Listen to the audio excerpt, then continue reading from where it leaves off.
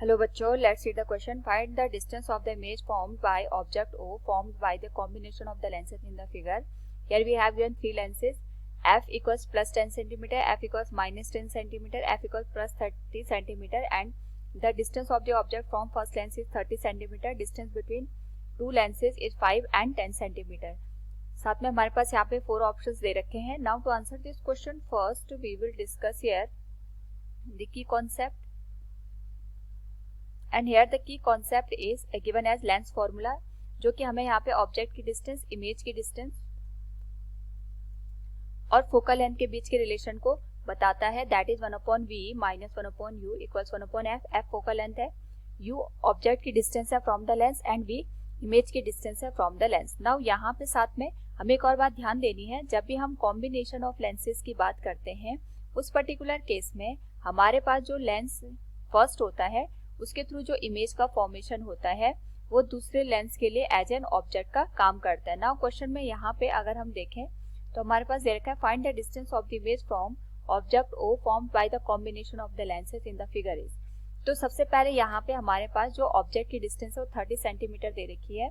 जो first lens है उसकी फोकल लेंथ प्लस 10 सेंटीमीटर है, तो इसके करस्पॉन्डिंग सबसे पहले हम यहाँ पे इमेज को फाइंड आउट करेंगे. तो यहाँ पे जैसे हमने ये लेंस फॉर्मूला यूज किया है, इसका एक और तरीका होता है इमेज की डिस्टेंस निकालने का. That is u into F divided by u plus F. इसी से हम इसको यहाँ पे कैलकुलेट कर सकते हैं. तो हम बात करते हैं यहाँ पे, ये हमारे पास फर्स्ट लेंस हो गया, this will B second and this will B third one. तो हमारे पास यहाँ पे जो फर्स्ट लेंस है इसके लिए जो v की वैल्यू होगी इसको हम v1 से इंडिकेट करते हैं. That will B u1 into f1 divided by u1 plus f1. अब यहाँ पे हम u की वैल्यू पुट कर दें, that will B minus 30. f की जो वैल्यू होगी that will B 10 centimetre and this will B minus 30 plus 10. तो ये बन जाएगा minus 300 and this will B minus 20. तो हमारे पास जो वैल्यू बनेगी दैट विल बी 15 सेंटीमीटर. ये हमारे पास यहाँ पे 15 सेंटीमीटर के बराबर वैल्यू को प्रोवाइड करेगा. अब 15 सेंटीमीटर का मतलब ये हो गया, अगर हम यहाँ पे डायग्राम में बात करें तो डायग्राम में हमारे पास जो 50 सेंटीमीटर की लेंथ आएगी, या अगर मैं इसका ऑप्टिकल सेंटर O मान रही हूँ, यहाँ से अगर हम देखेंगे तो यहाँ पे जो दूसरा लेंस हमारे पास है इसका जो ऑप्टिकल सेंटर है, अगर मैं इसको यहाँ पे O' कंसिडर करूँ तो ये जो लेंथ है यहाँ पे जाके हमारे पास जो इमेज है V1 वो फॉर्म होगी. यानी अगर मैं यहाँ से लाइट रे को इस तरीके से बनाऊं तो यहाँ पे कन्वर्ट होके, अभी हम ये नहीं कंसिडर करें कि हमारे पास यहाँ पे कोई और अदर लेंस भी है, हम केवल जो फर्स्ट लेंस है उसके थ्रू इमेज को फॉर्म करते हुए देख रहे हैं. तो जो इमेज बनेगी इस पर्टिकुलर केस में वो हमारे पास यहाँ पे 15 सेंटीमीटर पे जाके बनेगी from the first lens. Now यहाँ पे अगर हम देखें तो जो फर्स्ट लेंस ने इमेज बनाई वो सेकंड के लिए ऑब्जेक्ट का काम करेगी. अगर हम सेकंड के ऑप्टिकल सेंटर की बात करें, इसको मैं O" से मानती हूँ, तो O" से यहाँ पे जो V1 है, यहाँ पे हमने जो लेंथ दे रखी है 15 सेंटीमीटर, इसको अगर कैलकुलेट करें तो that will be at a distance of 10 centimetre. ये हमें यहाँ पे 10 सेंटीमीटर पे दिखाई देगा. सो हम यहाँ पे बात कर सकते हैं फॉर सेकेंड लेंस.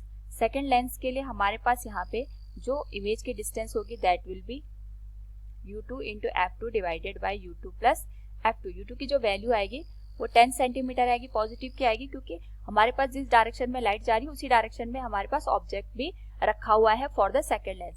एंड यहाँ पे f2 की जो वैल्यू है दैट इज माइनस 10. इसको हम लिख सकते हैं 10 माइनस 10, तो ये वैल्यू आ जाएगी माइनस 100. This will B 0.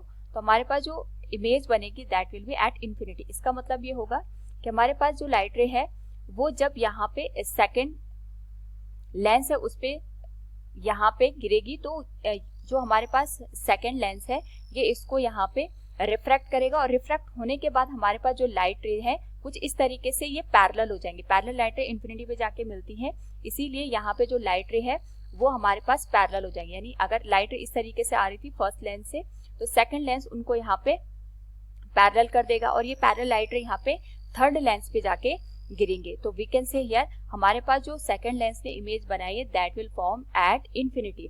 और अगर हम बात करें हमारे पास जो थर्ड लेंस है, थर्ड लेंस के लिए यहाँ पे जो ऑब्जेक्ट रखा होगा वो इन्फिनिटी पे रखा होगा.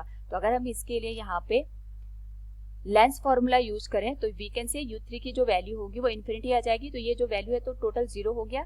1/v3 will be equal to 1/f3. यहाँ पे जो हमारे पास फाइनल इमेज बनेगी that will be at the focus of the third lens. वैसे भी हमें पता है कि हमारे पास जब भी किसी लेंस पे पैरेलल लाइट रेज इंसिडेंट करती हैं तो वो यहाँ पे रिफ्रैक्ट होके फोकस पे मीट करती है, यानी हमारे पास जो थर्ड लेंस है वो लाइट रे को अगेन यहाँ पे अपने फोकस पे मीट करवा देगा। तो जो हमारे पास फाइनल इमेज बनेगी that will be at 30 centimetre. तो हम यहाँ पे लिख सकते हैं this will be at 30 centimetre, that will be at 30 centimetre. लेकिन अगर हम क्वेश्चन को रीड करें तो हमसे क्वेश्चन में पूछा गया है find the distance of the image from object O. Now यहाँ पे अगर हम देखें तो हमारे पास जो ऑब्जेक्ट रखा है 30 सेंटीमीटर की लेंथ पे रखा है, साथ में यहाँ पे जो हमने थर्ड लेंस यूज किया है इससे 30 सेंटीमीटर पे जाके हमारे पास फाइनल इमेज बन रही है, यानी यहाँ पे हमारे पास V3 की पोजीशन है। तो अगर हम O से लेके V3 तक की टोटल लेंथ को देखेंगे तो ये 30 सेंटीमीटर आ गया, और बीच में जो हमारे पास लेंथ दे रखी है that will B 5 + 10 + 30, this will become 75 centimeters. So we can say option A will be the right one. Hope all you understood it. Thank you and best of luck.